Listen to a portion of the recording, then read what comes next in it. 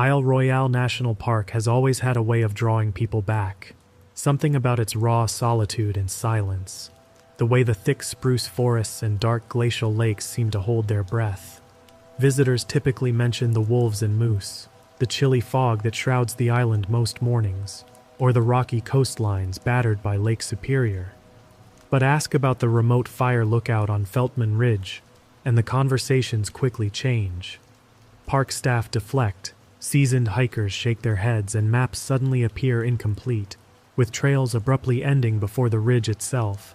In the summer of 1998, I didn't know anything about that lookout. It was my first season as a ranger on Isle Royale. I'd studied biology, camped plenty, and was confident handling isolated work. My partner, Aaron Hall, had been a ranger on the island before. Army-trained, efficient, quiet. He was the type who kept a meticulous logbook and rarely smiled unless he meant it. We arrived at Feltman Ridge by float plane from Wendigo Station on a crystal-clear August morning. The pilot banked hard, descending toward a small pond, then glided gently to rest against its surface.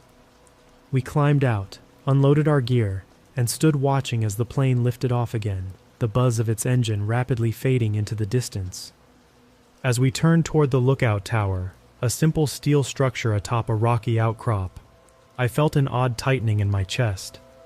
The isolation wasn't new, but something about this ridge felt more severe, emptier, like it was detached even from the wilderness around it. The first week passed smoothly.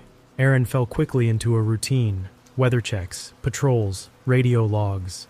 At 6 a.m. and 6 p.m., we made routine calls back to headquarters, monotonous confirmations of our presence and safety.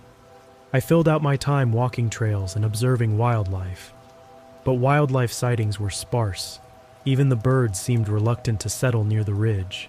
The silence was heavy. I wrote about it in the log, half joking. It's like someone turned off the volume up here.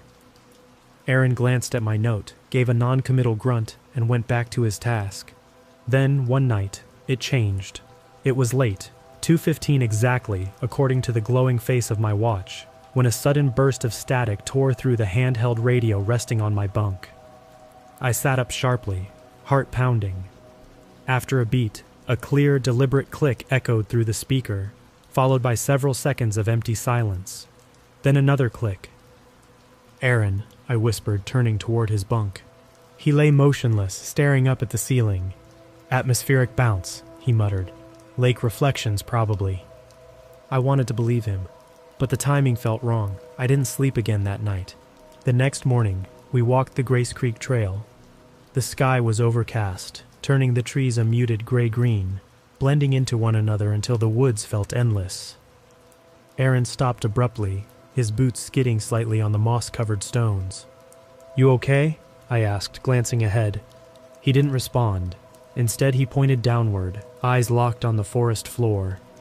Deep boot prints pressed fresh into the soft moss, unmistakable and heavy. Beside them, bare footprints emerged, sinking even deeper into the earth. "Someone's out here," he murmured, crouching down and brushing a hand against the imprint. His eyes darted up, scanning the forest. "Is there a scheduled patrol?" I asked. Aaron shook his head slowly. "No one's come through Wendigo for days. Nobody should be here." We exchanged uneasy looks. Aaron said nothing else, straightened up, and started back toward the tower. His pace quickened. I hurried after him, unable to shake the feeling we weren't alone. That evening, as darkness settled in like ink seeping through water, we checked the trail camera. It was set to detect lightning strikes or wildlife movements. Aaron pulled the memory card, loading it onto the rugged laptop. We sifted through images, branches, empty forest, until one shot froze Aaron mid-scroll. At the edge of the camera's range, half hidden behind a spruce, was a tall figure blurred slightly by motion. It seemed to be crouching, its limbs unnaturally elongated. No gear, no backpack, no discernible clothing, just a dark silhouette, caught mid-step. Aaron stared at it silently. He was breathing slow and measured, jaw tightening. "What is that?" I asked finally, my voice strained. He didn't answer immediately. Instead, he zoomed in closer, the image pixelating into uselessness. Probably just someone trespassing, he finally said, not convincingly. But we need to be careful. Keep your radio charged. That night, Aaron slept with his boots on. I lay awake listening to the silent forest outside, convinced I could hear faint movements beneath the tower. I kept checking the radio, half expecting another burst of static or a slow rhythmic click. By dawn, nothing else had happened, but the feeling of unease lingered like smoke after a fire. Aaron hardly spoke, even at breakfast. He seemed tense, alert, his hand never far from the radio or the emergency beacon clipped to his belt. As I stepped outside that morning, scanning the tree line, I realized the silence had changed. It wasn't just quiet, it felt oppressive, as though the forest around Feltman Ridge was holding itself absolutely still, waiting. On the morning Aaron disappeared, the first thing I noticed was how still the tower felt. Usually, Aaron was awake before me, coffee brewing, logs neatly updated. Today there was only silence, a heavy, oppressive quiet that pressed in from all sides. I glanced across the room. Aaron's bunk was empty, the sheets untouched. His boots weren't by the door. Unease prickled along my neck as I got up slowly, pulling on my jacket and stepping onto the deck. Outside, a thin mist curled through the treetops, blurring the forest below. "Aaron?" I called, my voice carrying flatly through the trees. Only silence responded. Back inside, I flipped through the logbook. Aaron's last entry was brief, time-stamped at 23:48 the previous night. "Heard movement again, same area. Going to check it out. We'll loop back in 20 minutes. That had been nearly 8 hours ago. I reached for the radio, thumbing the transmitter. "Wendigo HQ, Feltman Lookout. Ranger Hall is unaccounted for. Please advise." Static crackled, empty and mocking. After a few long seconds, I repeated the message. Again, no answer. Frustration and fear tightened in my chest. I grabbed my gear, a radio, flashlight, and Aaron's spare compass, and set off down the Grace Creek Trail, retracing yesterday's steps. The forest swallowed me almost immediately, closing in tight enough to feel claustrophobic. A mile down the trail, near the same spot we'd found the footprints yesterday, my pulse quickened. The ground here was disturbed, moss flattened in wide, irregular patches. Ahead, something caught my eye, hanging from a low-hanging spruce branch. Aaron's hat, its brim clean and free of any dirt or debris, dangled gently from a small twig. His ranger badge, polished and gleaming as though freshly cleaned, was pinned to the branch just below it. The deliberate neatness turned my stomach cold. Below, in the damp earth, fresh tracks pressed deeply into the mud, barefoot, long-toed, larger than anything I'd ever seen. They led into dense brush, snapping branches and crushing foliage. Not Aaron's boots, not his stride, something heavier. My heart beat faster. Carefully, I removed Aaron's badge and hat, slipping them into my pack. A sudden rustle came from deeper within the trees, sharp and abrupt. I froze, holding my breath, straining my ears. Silence settled back heavily, a silence so complete it seemed unnatural. I backed away slowly, eyes fixed on the trees until I reached the trail again. By the time I returned to the lookout, twilight had begun settling over Feltman Ridge. Clouds thickened overhead, dulling the light. I barricaded the tower door, wedging a chair beneath the handle. The radio remained useless, static or silence my only reward. Panic clawed at my chest, forcing me to take steady, measured breaths. After an hour of pacing and failed radio attempts, I remembered the trail camera. I retrieved the memory card with shaking fingers, plugging it into the laptop and scrolling quickly to the latest shots. The first few frames showed empty forest, the usual shadows of branches and moonlight filtering through leaves. Then my breath caught sharply. In grainy black and white, the figure stood directly beneath the tower. Tall, elongated, arms disproportionately long, it was bent awkwardly, neck twisted as if to look upward. Its face, or whatever passed for a face, was blurred, obscured by shadow. Its body was thin and sinewy, devoid of clothes or fur. My pulse thundered in my ears, drowning out any coherent thoughts. I stared at the screen, unable to blink or move, muscles frozen. This was no trespasser. This wasn't human. Suddenly, the radio in my hand burst alive, a harsh blast of static nearly causing me to drop it.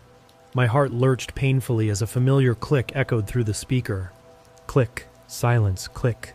My throat tightened. "Aaron?" I whispered hoarsely into the microphone. No response, only another faint rhythmic click, like breathing, slow and deliberate. Then silence again. The woods outside creaked as if shifting under weight. Heavy footfalls, cautious and deliberate, circled slowly around the base of the tower. Each step resonated through the wooden structure beneath me. I held my breath, listening closely, trying to track its movements. A sudden, subtle pressure changed in the boards directly beneath my feet. Whatever it was, it had stepped onto the first rung of the stairs. I gripped the radio desperately. "Wendigo HQ, Feltman Ridge, emergency, respond now," I hissed urgently, voice shaking. Only static returned. I tried again, over and over, my voice growing louder, more frantic. The creaking stopped abruptly. Silence returned, deep and unsettling. I waited, ears straining, eyes fixed on the bolted door. Then, slowly, carefully, the handle of the door began to twist. I raised the radio instinctively, as if it might offer some protection. The knob halted against the barricade. After a moment, it released, springing back into place with a hollow metallic clang. The footsteps moved away, retreating slowly toward the forest edge. After what felt like an eternity, silence returned completely. Still clutching the radio, I sank to the floor, staring at the locked door.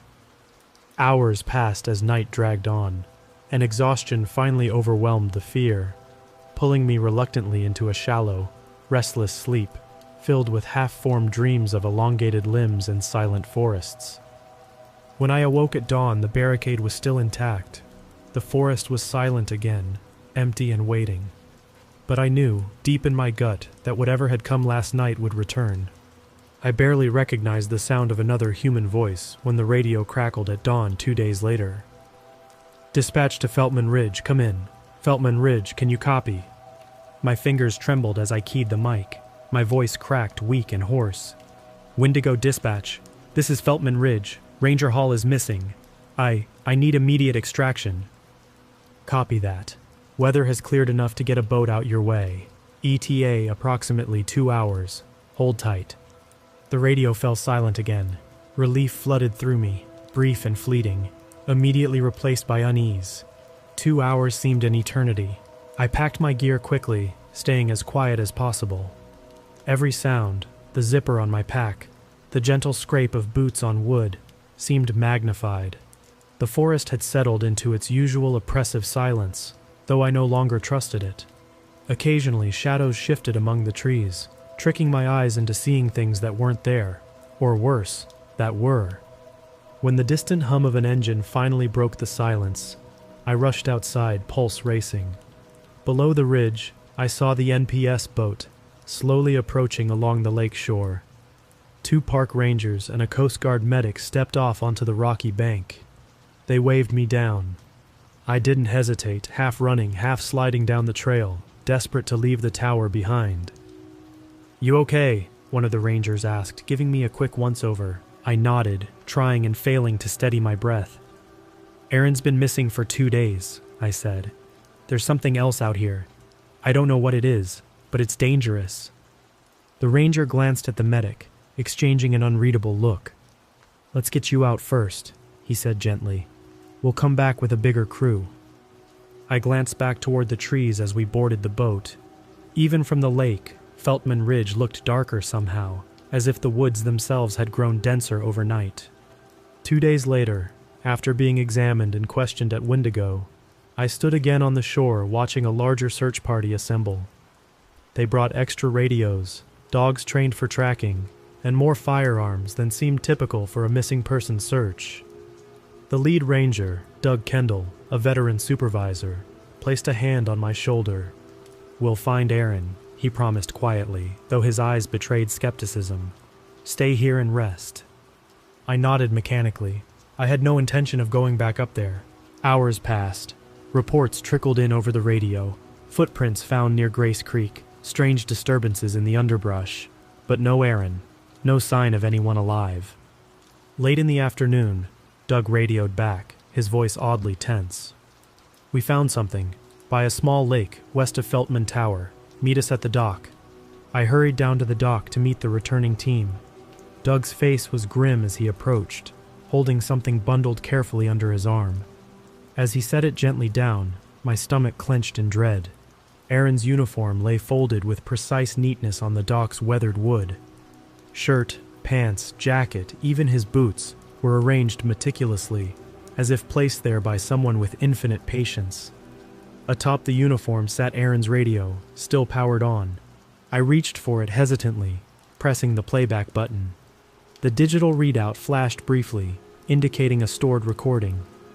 We leaned close, heads bowed, listening intently as static crackled softly. For over a minute there was nothing. Then, clearly, slowly, an exhale breathed out, a wet, deliberate, chilling sigh, directly into the mic. The sound trailed off, leaving silence behind. The Rangers glanced uneasily at one another. Doug shook his head, visibly unsettled. "Animal interference," he murmured, but the tremble in his voice gave him away. I swallowed hard, staring at the folded clothing. "That's no animal," I whispered. "It was waiting. It watched us. Aaron stepped off the trail and it took him." Doug stared at me, his jaw tightening. "You don't have to come back," he said softly. "This lookout, this area, it won't reopen. Whatever this was, we can't risk it again." We stood silently, listening to the wind ripple across the water. Feltman Ridge stood dark in the distance, unchanged, silent, and still. In the weeks and months that followed, the tower was quietly decommissioned. Aaron Hall's case file remained open but uninvestigated. The island returned to normal, as if deliberately forgetting what had happened, but I never forgot. A decade passed before I finally spoke publicly, an interview with a podcast dedicated to wilderness mysteries. Even then, the words were difficult. "Whatever it was up there, it knew us," I said quietly. "It knew our routines, our voices. It imitated our signals. It waited until one of us got too close. Aaron stepped off the path and it took him, and it left that uniform as a message, a warning for whoever came next." I paused, taking a slow, shaking breath, remembering the sound on that final recording. It was patient. It was silent. And it was still there when I left.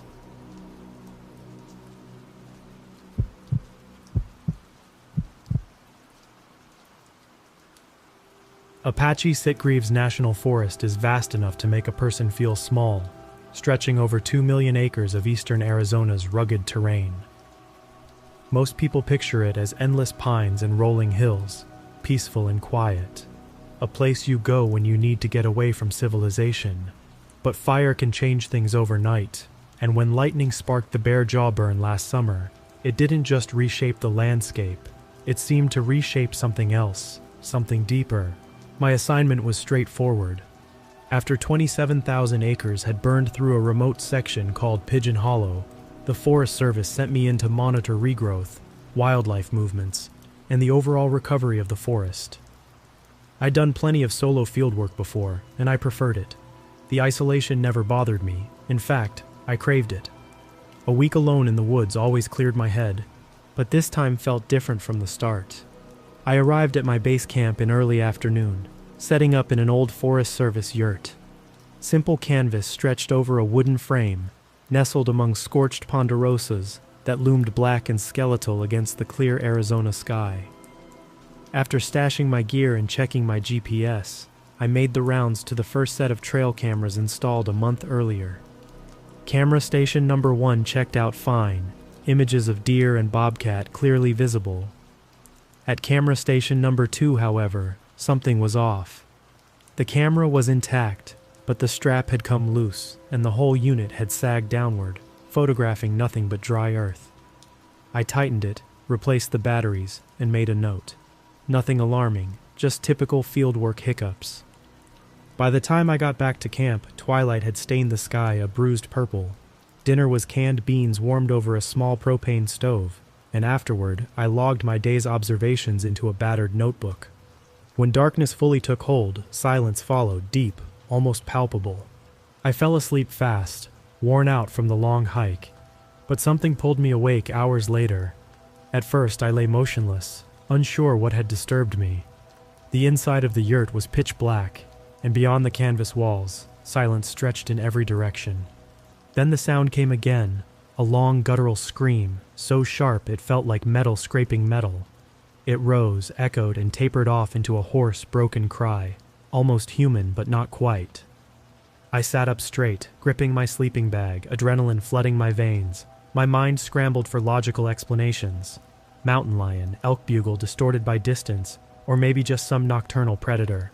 I waited in silence, heart thudding painfully. Another scream pierced the night, louder and longer than before. Whatever made that sound was miles off, but it carried a raw desperation that froze my blood. I wanted to reach for my radio, or at least my pistol, but found myself paralyzed, listening as the sound faded into an unnatural quiet again. Finally, after 20 minutes of tense silence, I reached out slowly, picked up my GPS, and marked the approximate direction.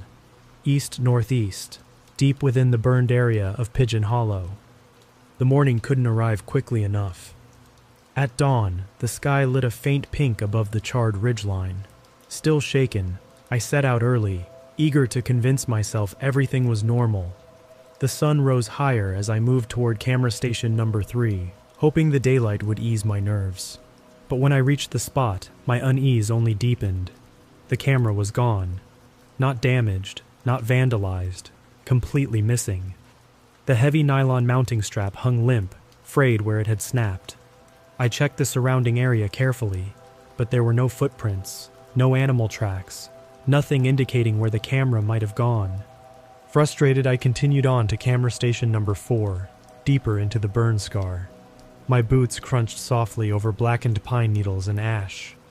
Occasionally, patches of untouched green peeked through, a hopeful sign of renewal that now felt oddly out of place.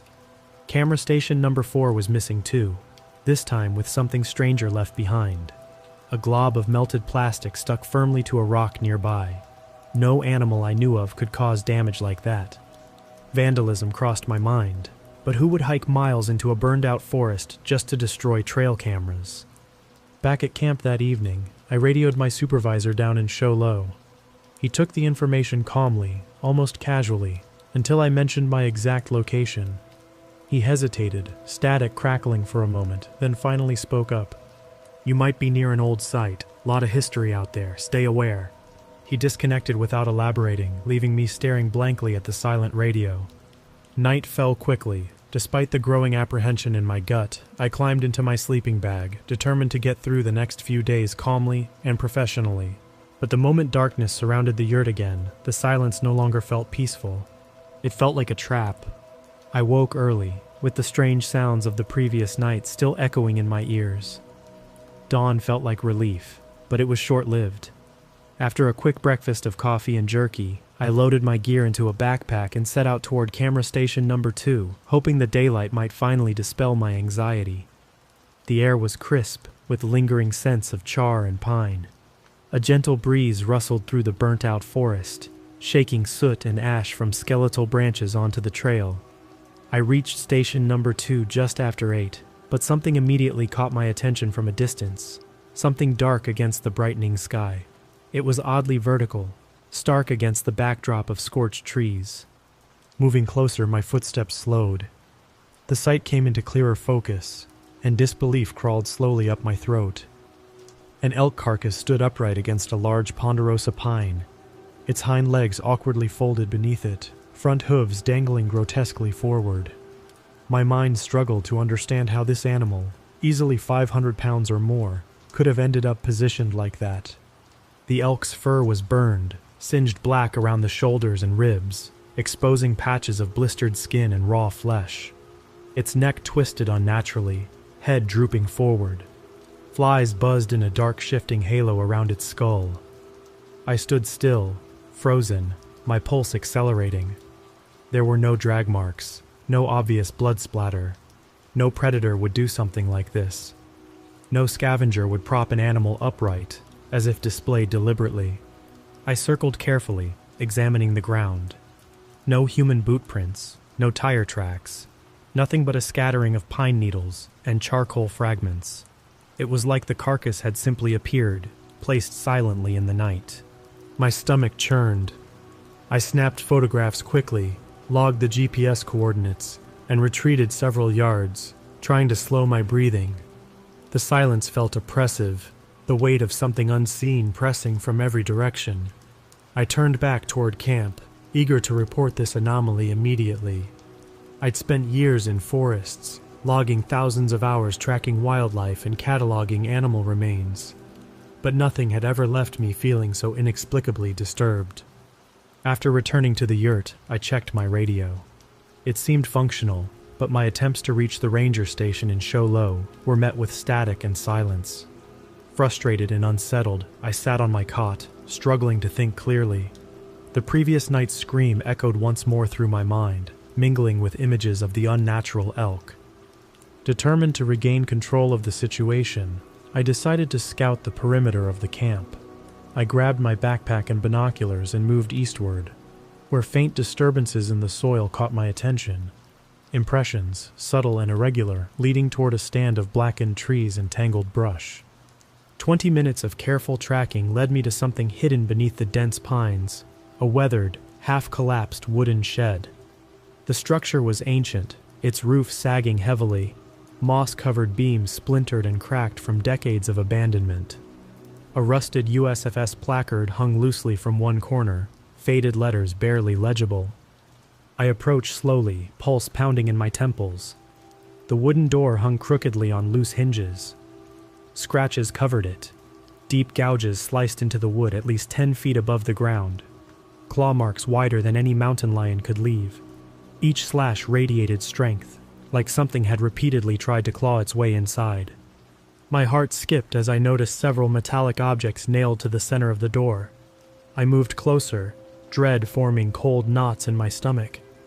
5 old ranger badges, each corroded and weathered, had been hammered into place. I leaned in, examining them closely. One read clearly, U.S. Forest Service, 1978. Another had the date 1996, etched faintly beneath grime and corrosion. The last one held no visible date or name, worn smooth by time. I stepped back sharply, breathing unevenly now. What was this place? Why hadn't anyone warned me about it before sending me out here alone? Inside the shed, the shadows felt thick and impenetrable. The smell of ammonia stung my nose, sharp and overpowering. Against better judgment, I took a cautious step inside, flashlight shaking in my hand. The beam revealed overturned shelving, broken equipment, and a layer of dust disturbed by recent movement. But there was nothing else, no explanation, no obvious signs of habitation. I retreated into daylight, relieved to feel fresh air again. Quickly, almost desperately, I set up a trail camera pointed directly at the shed door. I wasn't leaving this spot without answers. With the camera positioned securely, I hurried back to camp as daylight began to fade. Dinner passed in tense silence, anxiety gnawing relentlessly at my nerves. I radioed Show Low again, hoping for some confirmation or guidance, but still nothing, just the eerie emptiness of static. When darkness settled fully, I climbed into my sleeping bag, exhausted but wide awake. Every creak of the yurt's canvas walls sounded like footsteps approaching outside. My hand rested tensely on the grip of my pistol beneath the sleeping bag. At precisely 3:21 a.m., the scream tore through the night again, closer, louder, more visceral than before. It echoed, sharp and raw, through the blackness, ending abruptly in a choking gurgle. Before I could move, something heavy slammed against the side of the yurt, rattling the walls violently. My breathing stopped. My heart hammered violently in my chest, blood roaring in my ears. I squeezed the pistol tighter, waiting for whatever came next. But nothing followed, nothing but silence and darkness. I lay awake, eyes wide open, every muscle trembling. Outside, the forest waited quietly, as if holding its breath. I didn't sleep another minute that night. By the time dawn seeped through the canvas walls, exhaustion burned my eyes and left me hollowed out. Every muscle ached with tension. My fingers trembled as I pulled on my boots, scanning the thin walls of the yurt, half expecting to see claw marks or torn canvas. Outside, the morning was deceptively quiet, clear skies contrasting sharply with my lingering dread. Grabbing my gear, I quickly started back toward the shed. I had to retrieve the footage to confirm something real, anything, that would prove I wasn't losing my mind. The forest around me felt colder, somehow emptier. As I approached the shed, I halted abruptly. The trail camera I'd placed just yesterday was gone, completely missing.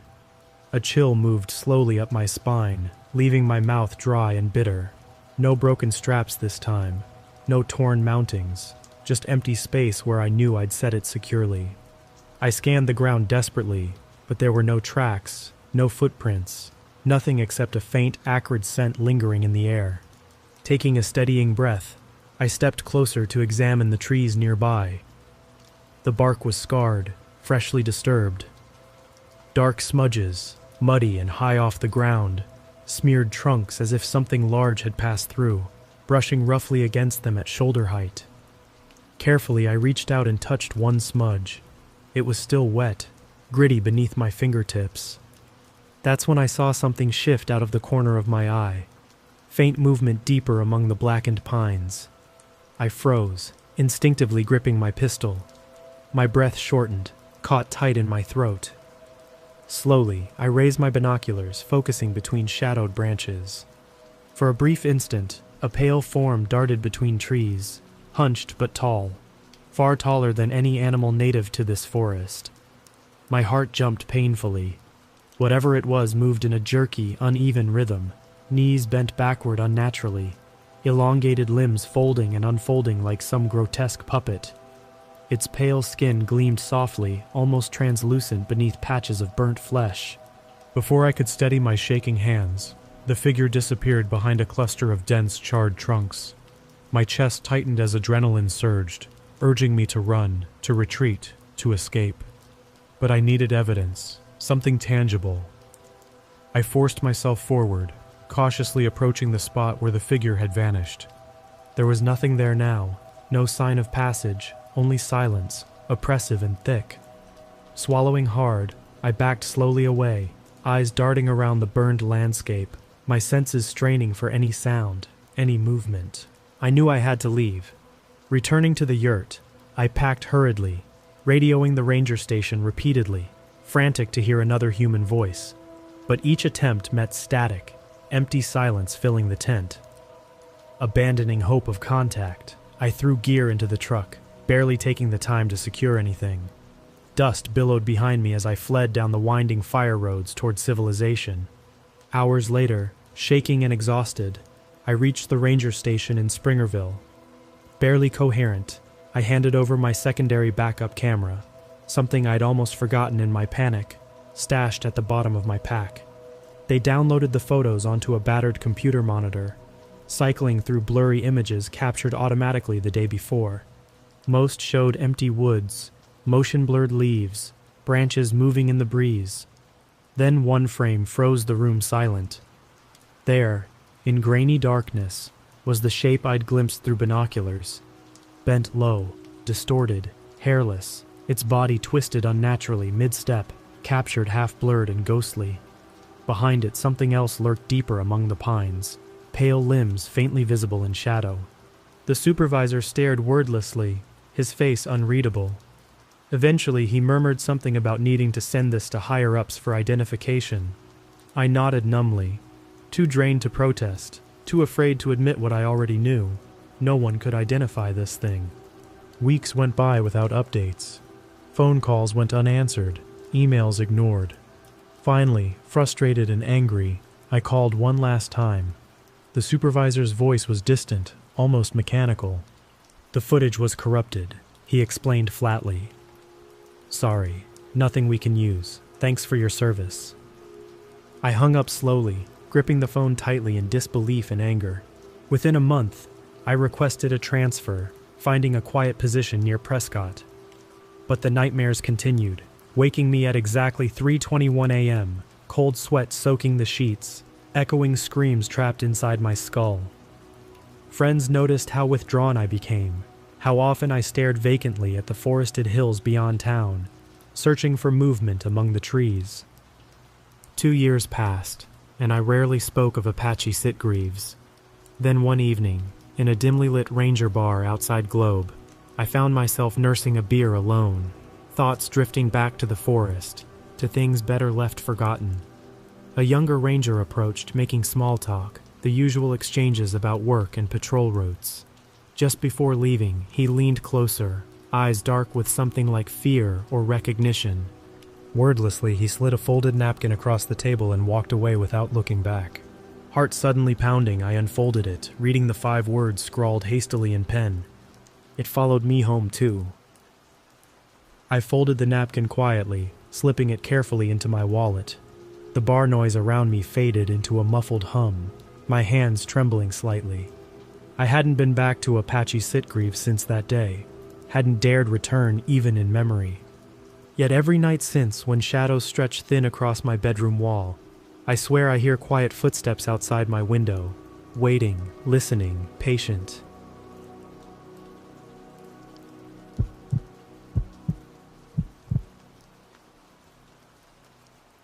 Rocky Mountain National Park sprawls across some of Colorado's most rugged terrain, stretching from lush valley floors to the frozen crags of the high alpine zone. Most tourists stick to Bear Lake or Trail Ridge Road, safely distant from the steep and isolated terrain around Echo Basin. It's beautiful country, of course, open tundra dotted with hardy grasses, jagged granite ridges weathered smooth by relentless winds. But it's also forbidding, the kind of place that subtly urges visitors onward, rather than encouraging them to linger. That's exactly why Echo Basin sees so few visitors, and why, when hikers started reporting strange, rhythmic noises, rocks grinding together in patterns, they had immediately caught the attention of my supervisors. I'd been a ranger here for 2 years, long enough to respect the backcountry's unpredictability, but confident in my ability to handle whatever the wilderness had to throw at me. So when they tapped me for a 3-day solo mission to check out these disturbances, I didn't think much of it. My hike started at the Lion Lakes Trail Junction. From there, I had to bushwhack up past Mahana Peak, climbing steadily until the trees vanished entirely.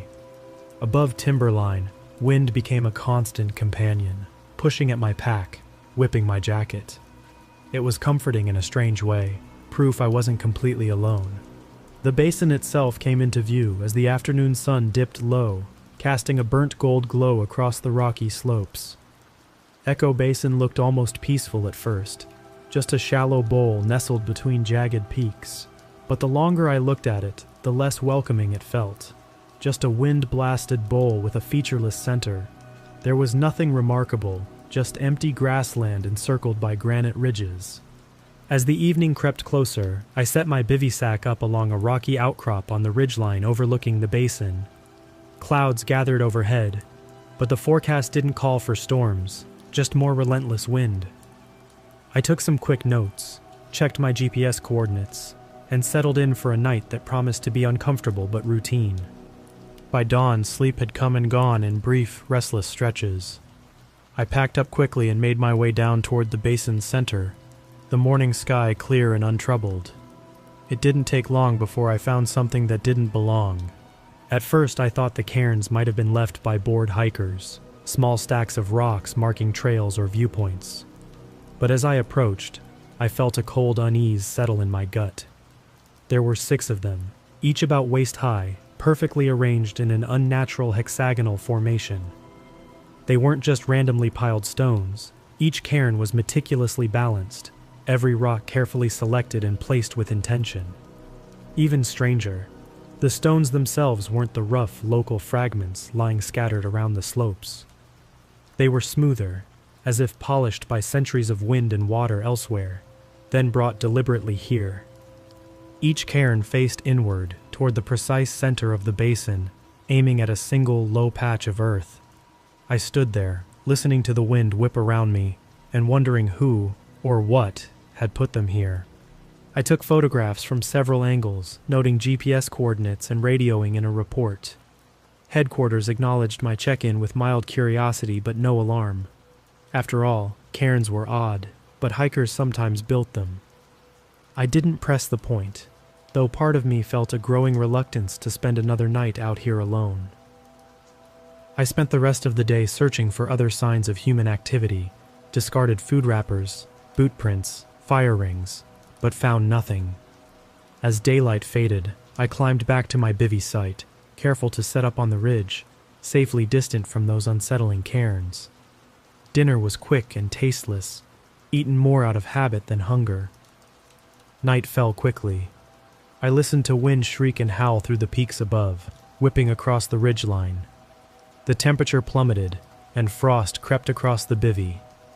I tucked myself in tightly, trying to find some comfort. Sleep drifted near, but never fully arrived. Then, at precisely midnight, the wind stopped. Not gradually, instantly. One moment the gale was there, and the next moment it vanished, plunging me into unnatural silence. My ears rang in the sudden vacuum, the absence of sound so intense it pressed down like a weight. I sat up slowly, heart hammering against my ribs, straining to hear anything that would break this oppressive silence. Minutes passed, impossibly long, and then came the sound, grinding. It was faint at first, easy to mistake for imagination, until it came again, distinct and purposeful. The unmistakable scrape of stone sliding across stone, rhythmic and slow, drifting up from deep in the basin. My throat tightened.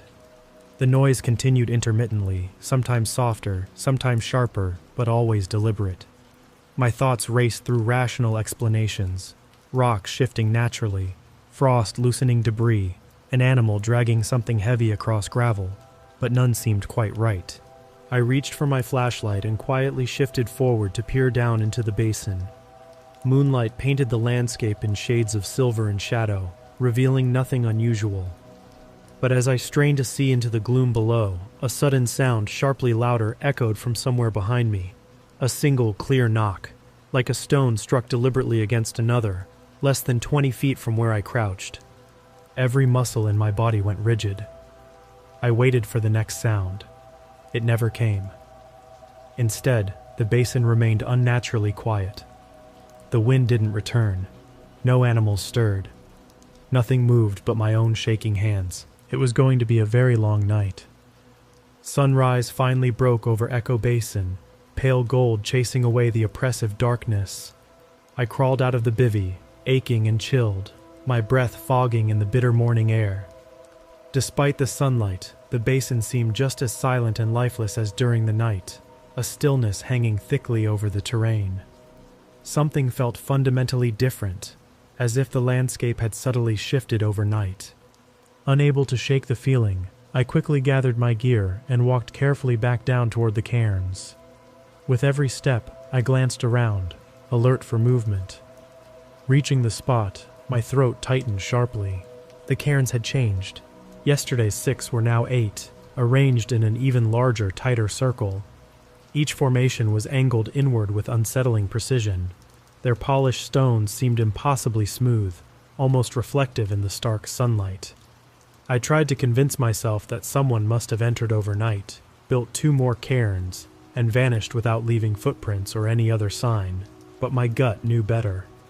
No human could have moved quietly enough to evade notice so close to my camp, especially with the wind so conspicuously absent. My camera's preview confirmed what my eyes had noticed. Yesterday's photographs clearly showed 6 cairns, no ambiguity. Today, 2 additional ones stood solidly in front of me. I documented everything silently, fingers numb from more than just the morning chill.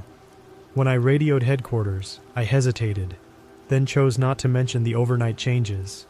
It sounded too strange, too irrational. I told them conditions were normal and promised another update by evening. Determined to make sense of this, I set out toward the center of the basin, toward the place all the cairns pointed. I kept a wary eye on the formations. From down in the basin's center, the cairns remained visible, looming like silent sentries along the ridge above. There were no animal trails here, no signs of any living thing, just lichen, frost-heaved gravel, and stunted grass struggling through thin alpine soil. Then I found it, a patch of rock, perfectly smooth, about 15 feet across. The surface felt strangely slick beneath my boots, polished smoother than any natural erosion could explain.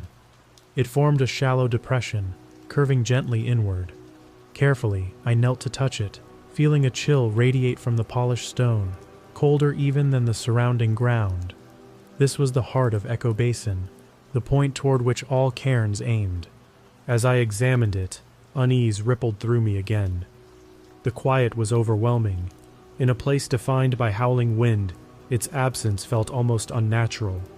Silence draped over everything, heavy enough to press against my chest, thickening each breath. When shadows began creeping upward along the slopes, I reluctantly left the polished depression and returned upslope, choosing a different, more protected spot beneath a rock outcrop.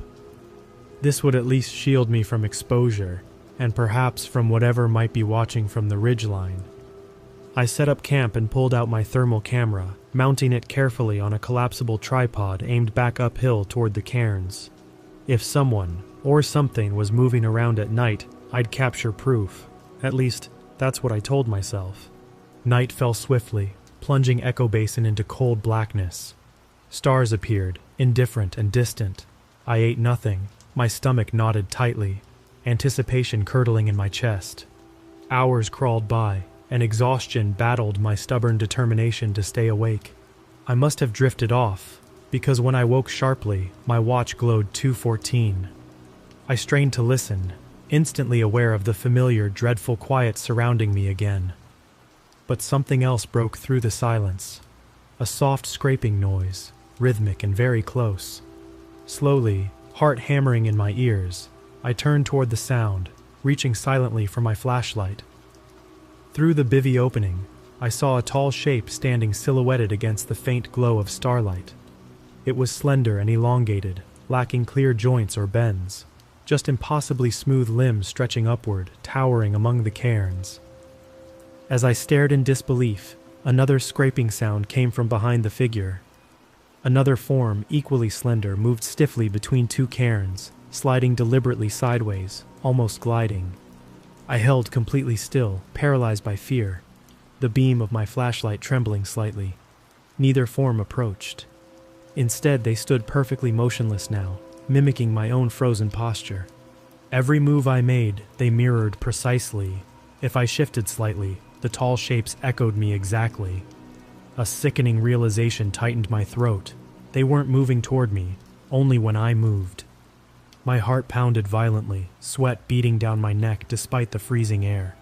For what felt like an eternity, we remained locked in a tense stalemate, a silent game I couldn't understand, couldn't explain. Finally, desperation clawing at my chest, I slid carefully back inside my bivvy, barely daring to breathe. Outside, nothing stirred again. I stayed rigidly awake until dawn, listening desperately, expecting at any moment to hear that grinding, scraping sound begin again. But silence held, unbroken and unbearable. Dawn emerged pale and cold, pushing back the shadows enough to make the basin visible again. I hadn't slept. Not a minute, not even a momentary drift. My nerves were frayed from hours spent listening, tense and unmoving, for a sound that never returned. My muscles ached as I climbed stiffly out of the bivvy, eyes red-rimmed from fatigue. The ridgeline above the basin looked different now, altered somehow by the night. My chest tightened painfully as I saw why.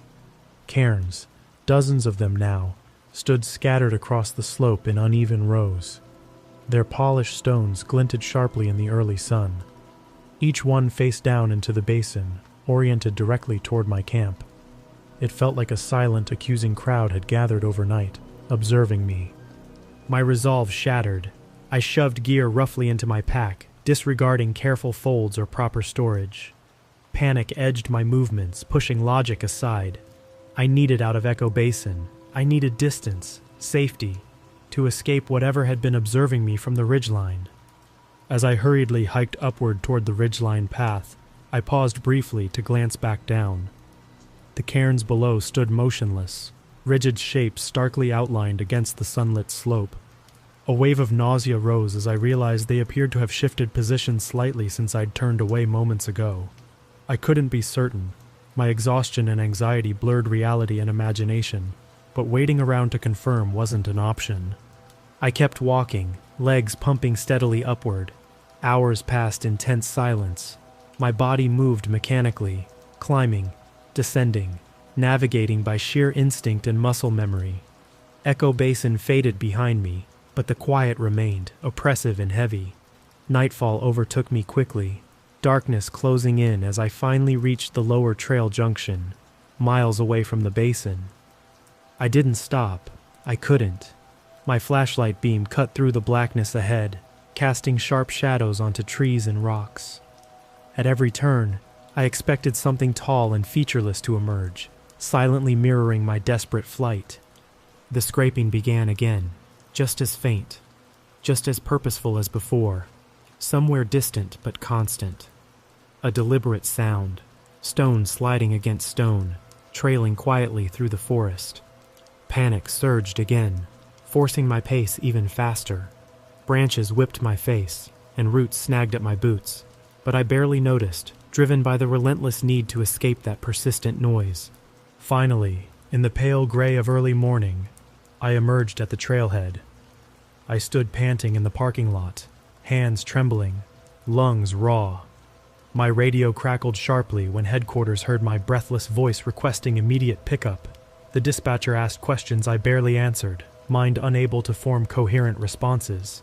"Just send someone now," I repeated, voice rough with strain. 2 hours later, safely back at park headquarters, I handed over my camera and field notes to my supervisor. In his small office, cluttered with trail maps and reports, he flipped slowly through the photographs I'd taken, occasionally glancing back at me with concern. "You mentioned structures?" he finally asked, his voice gentle, careful. "Yes," I whispered hoarsely. "Cairns, dozens of them. Polished stones stacked high, everywhere around me." His brow furrowed as he turned the screen toward me. My chest constricted sharply. In every image, the basin was empty. No cairns, no polished depression, just open, barren terrain. I appeared in several photographs, visibly disturbed, standing alone on windswept ground. Nothing else was there. I stared numbly at the photos, unable to understand. My pulse hammered behind my temples. "Emily," my supervisor said quietly, "it's been a tough few days. I understand if you need some rest." I opened my mouth to protest but stopped. What could I possibly say? My evidence had vanished. Only the echoes of my memory remained, utterly insufficient against empty photographs. Wordlessly, I unclipped my ranger badge and placed it on his desk. He didn't argue, didn't press for explanation. He simply nodded slowly, eyes sympathetic as I stepped out into the afternoon sun.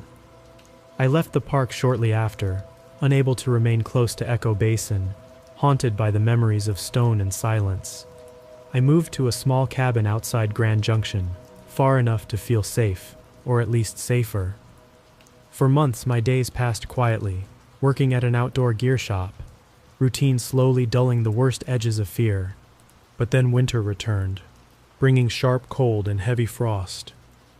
One frigid night, the wind stopped abruptly again, plunging my cabin into the deep silence I remembered too well. I lay awake in the darkness, every nerve strained. Just outside the window, a faint scraping drifted softly toward me. It was slow and rhythmic, the quiet, careful slide of stone across stone. When morning came, I found a single small cairn perched perfectly on the porch railing, its stones polished smooth. Hands shaking, I scattered the rocks into the snow, destroying their pattern. But a week later, 2 more appeared, silent, waiting, arranged precisely toward the cabin door. Echo Basin had found me again, and this time there was nowhere else to run.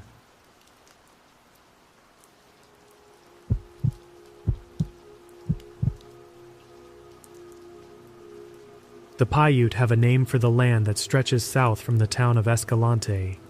They call it the Sleeping Rainbow, a place of power. The Bureau of Land Management, my employer, calls it the Grand Staircase Escalante National Monument, an almost 2 million acre chunk of southern Utah that defies easy description. It's a geologic layer cake of canyons, cliffs, and plateaus. so vast and rugged that parts of it were the last places in the continental United States to be mapped. People come here to find solitude. Sometimes the solitude finds them first, and they are never seen again. My job is to try and prevent that. The fluorescent lights of the Escalante Interagency Visitor Center's briefing room hummed a flat, monotonous tune that grated on my nerves. It was a sound of forced order, a stark contrast to the chaotic wilderness just beyond the building's walls. Maps of the canyons of the Escalante were spread across a large table, their topographical lines a web of complex wrinkles, like the skin of an old man. Leo Maxwell, 24, Deputy Miller said, tapping a glossy photo of a young man with a meticulously curated beard, and the kind of confident smile that suggested he'd never faced a problem money couldn't solve. Last seen 3 days ago, his rental is at the Dry Fork trailhead. Last post on the gram was a shot of the canyon entrance. Caption, "Going where the signal dies." Looks like he found it. Bill Taggart, a volunteer with Kane County SR, who everyone called Sarge, grunted. He was a relic from a different era of the Park Service, a man whose face was a roadmap of sun and skepticism. Another Instagram idiot. Comes out here with $10,000 of gear and 10 cents worth of common sense. He looked at me, a glimmer of something, patronage, maybe a test, in his eyes. "It's your show, Chief." I hated that nickname. It felt like a title I hadn't earned yet. I cleared my throat, forcing a confidence I didn't fully feel. This was my first search and rescue operation as incident commander. Back in Zion, I was part of a well-oiled machine. Here, I was the machine. "All right," I said, my voice coming out steadier than I expected. "We'll start with a standard grid search radiating from the trailhead. Team Alpha, you're with me and Sarge. Maya, you'll be on comms and drone overwatch. We'll focus on the Dry Fork Narrows, including Peekaboo and Spooky. He's a photographer. He'll have gone for the dramatic shots." I laid out the protocols, the communication windows, the 48-hour timeline. It was all textbook. Out here, the textbook was the only thing keeping you from becoming another ghost story. The Utah sun was a physical weight. By midday, the air shimmered above the slick rock, and the heat radiated up from the ground, baking me through the soles of my boots. We'd found nothing all morning but empty water bottles and granola bar wrappers, the usual detritus of tourists. The sheer scale of the place was humbling. A person could vanish 10 feet from the trail and never be found. Late in the afternoon, I spotted it. Perched on a sandstone ledge overlooking a 50-foot drop, a high-end Sony camera sat on a small, neat stack of 3 flat rocks. It was perfectly balanced, positioned like an offering on an altar. "Well, there's his camera," Bill said, spitting a stream of tobacco juice near my boot. "Looks like he was staging a shot and took a tumble. We should check the base of that cliff." But I couldn't shake a feeling of deep unease. The lens cap was on. Who sets up a shot and then puts the lens cap on? It felt wrong, staged. We scoured the area below the ledge for 2 hours. We found no tracks, no scuff marks, no sign of a fall, nothing. We pushed on, following a dry wash that snaked deeper into the monument. The sun was beginning its slow descent, painting the canyon walls in hues of orange and deep violet. That's when Maya, the young volunteer on my team, called out, "Ranger Jenkins, you should see this." There, in the center of the wide sandy wash, stood a single hiking boot. It was one of Leo Maxwell's expensive Italian boots, standing perfectly upright as if its owner had simply evaporated out of it.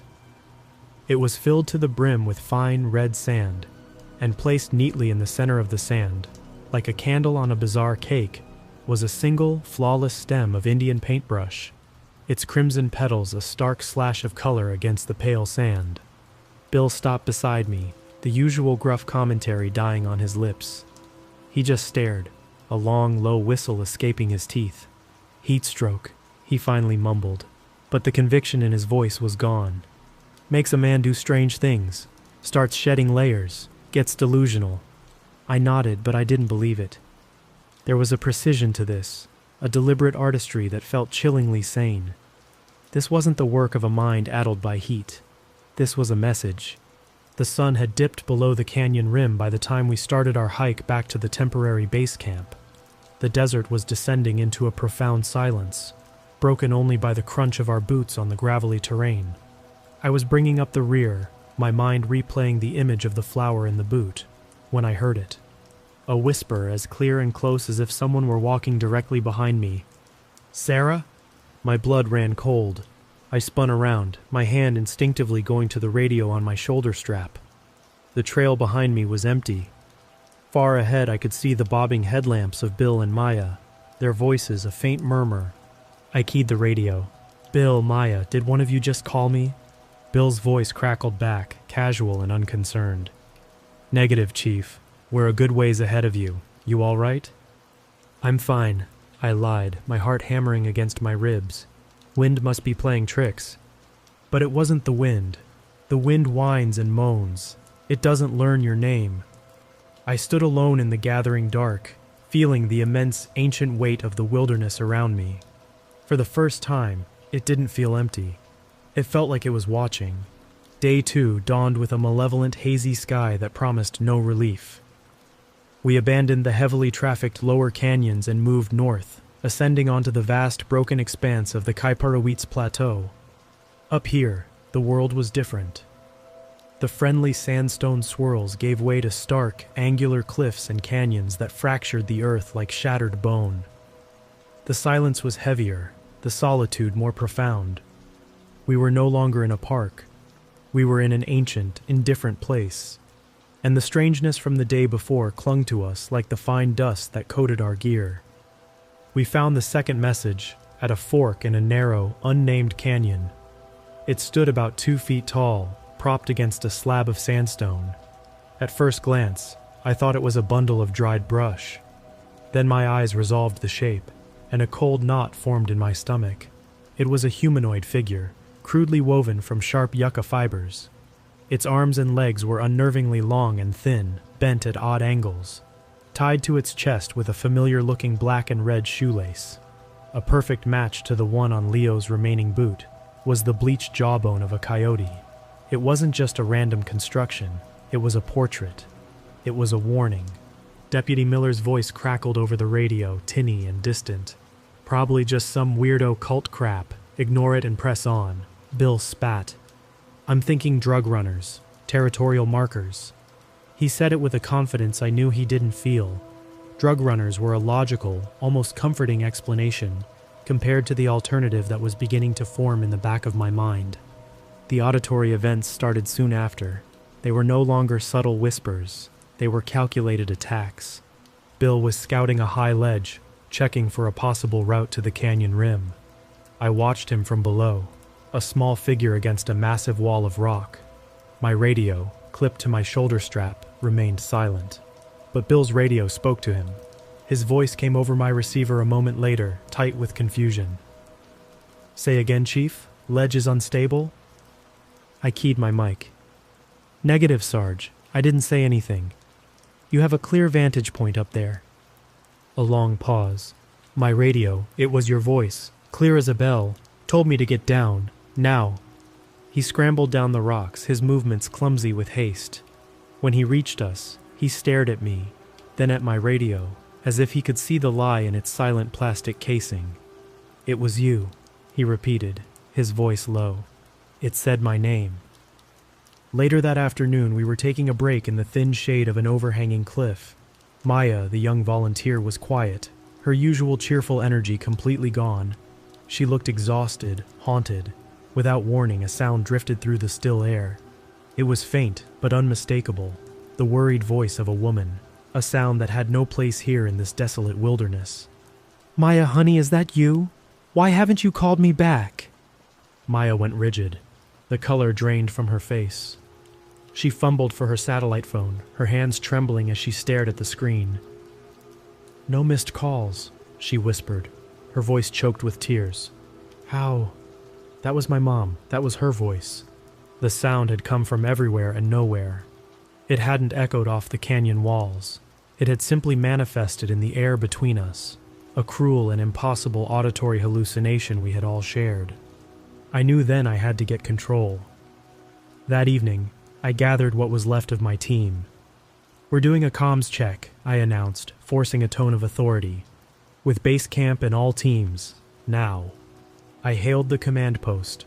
"Team Alpha, this is IC. Voice check. Over." My own voice sounded alien in the oppressive quiet. A moment later, the reply came from my radio speaker. "Team Alpha, this is IC. Voice check. Over." It was a perfect echo, not a recording, but a live, intelligent mimicry. Before I could react, the radio spoke again, cycling through the voices of my team with chilling precision. "Bill Taggart, Team Alpha, check." It was Bill's gravelly tone, identical in every way. "Maya, check." Maya's soft, fearful voice. Then a new voice entered the sequence, a voice we'd only heard on a missing person report, the cheerful, confident tone of the dead. "Leo Maxwell, check." A thick, cold silence descended. No one breathed. Then, the radio crackled one last time, with a perfect imitation of Deputy Miller's folksy drawl, dripping with a terrifying, knowing malice. "Y'all are in a whole heap of trouble." That night, no one spoke. The campfire crackled, spitting embers into the darkness, but it offered no comfort. Maya was huddled in her sleeping bag, her face pale. Bill sat staring into the flames, his skepticism finally burned away, leaving only a raw, primal fear. "He's not lost," I said, my voice low but clear. The words felt like stones in my mouth. "Leo Maxwell is gone, and we're not looking for him anymore." Bill looked up at me, his eyes hollow. "What are you saying, Sarah?" "The camera, the boot, the effigy. They aren't clues he left behind. They're messages. For us." I took a deep breath, the theory finally taking solid form. We're being studied, hunted, by something that uses our own voices against us. It's trying to separate us, to make us panic. This is its territory, and it's playing a game with us. "You're talking about a monster, Chief," Bill whispered, the nickname now devoid of any irony. "You've let this place get in your head." Before I could answer, a sound cut through the night from the high cliffs above. It was thin and reedy at first, then rose in volume. A sound so deeply, fundamentally wrong for this place that it stopped the very blood in my veins.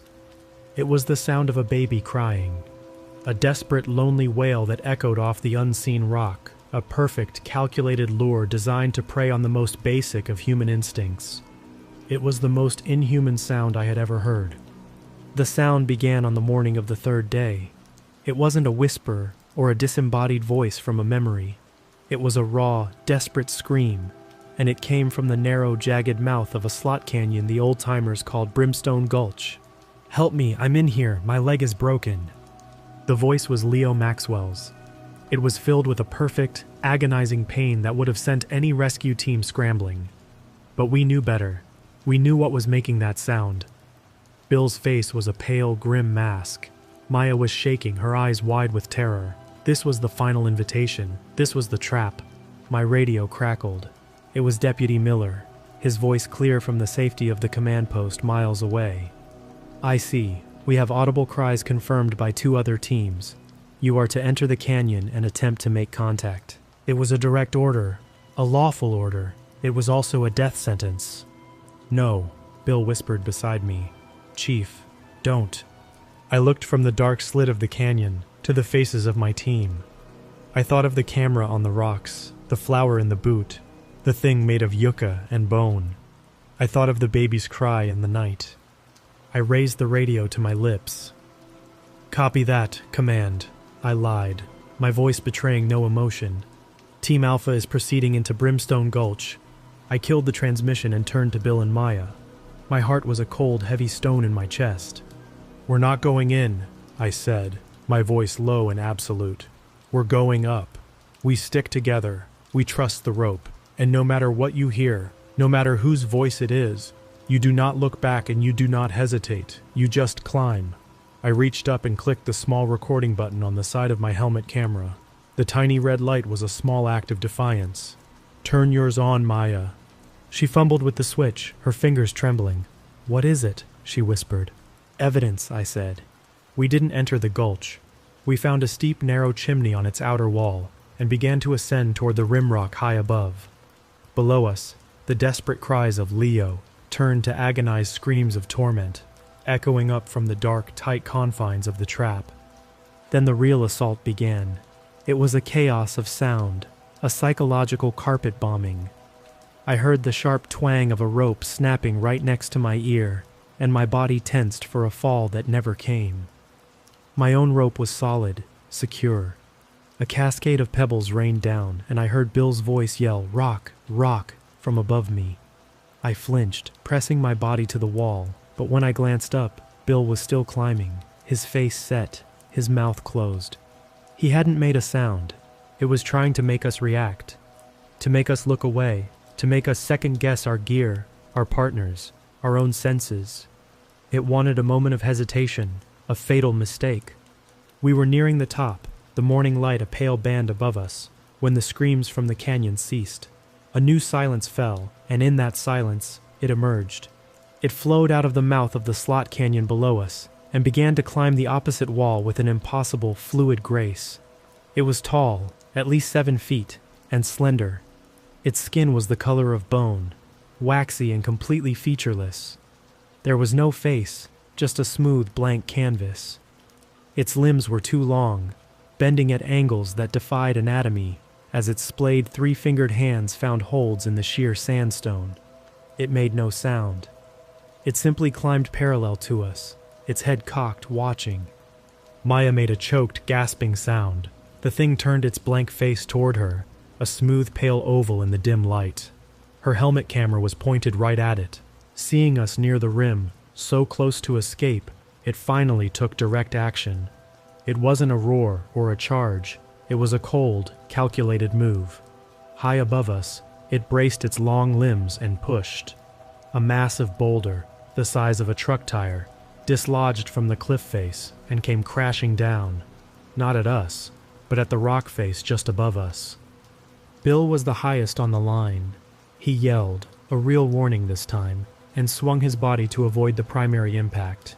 But the shower of debris that followed slammed into his position. I heard the grinding screech of metal on rock as his anchors failed. He shouted my name, a single sharp syllable of shock and fear. Then he was gone, his weight vanishing from the rope as he plummeted into the blackness of the gulch. And from the creature on the opposite wall came a sound I will hear in my nightmares for the rest of my life. It wasn't a mimicry. It was its own voice. A series of high-pitched, rapid clicks. The sound of an insect magnified 1,000 times. A sound that was, in its own alien way, laughter. The sun crested the horizon as Maya and I clawed our way onto the rim. The creature was gone, retreated from the light. The official story was clean. Park Ranger Bill Taggart and missing hiker Leo Maxwell were tragically killed in a sudden, unexpected rock slide in Brimstone Gulch. My report, and Maya's incoherent statements, were attributed to acute stress and trauma. Stern-faced men from the Department of the Interior debriefed me in a sterile office. They were polite, professional, and their questions carried an unmistakable threat. They confiscated our helmet cameras and their memory cards as part of the official investigation. I signed the non-disclosure agreement. It was that, or the end of my career, my reputation, my life as I knew it. I was transferred to Denver, to a records management position, a desk job, an exile, 5 years later. I was cataloging land use permits in a gray cubicle when a news alert flashed on my monitor. Hiker missing in Grand Staircase Escalante. My breath caught in my throat. That night, in my quiet apartment, I opened a locked file on my laptop. I had known they would take the camera. I hadn't trusted them. Before the climb, I had enabled a Deep Woods satellite relay app on my phone, an experimental program that attempted to live stream helmet cam footage to a secure cloud server. The signal had been garbage, cutting in and out, but it hadn't been a total failure. I had a corrupted 17-second video file. I composed a new email, encrypted and routed through 3 different countries. The recipient was a journalist, a man famous for his relentless pursuit of inconvenient truths. The subject line was simple: "What's really in Grand Staircase Escalante?" The email was short. It told him everything. Attached was one small video file. I hit send, and I leaned back in my chair, closing my eyes. I pictured him in his office late at night, a glass of whiskey in his hand, a cynical look on his face as he reads a crazy email from some anonymous source. I see him click the attachment. The video is shaky, the quality poor. It's a blur of red rock and morning shadow. Then, for 9 clear seconds, a pale, long-limbed thing flows into the frame. It turns its smooth, featureless face toward the camera. The journalist's cynical smile would vanish. The glass would stop halfway to his lips. His eyes would widen, and in that moment, he would believe. The story was finally out. The silence was about to be broken.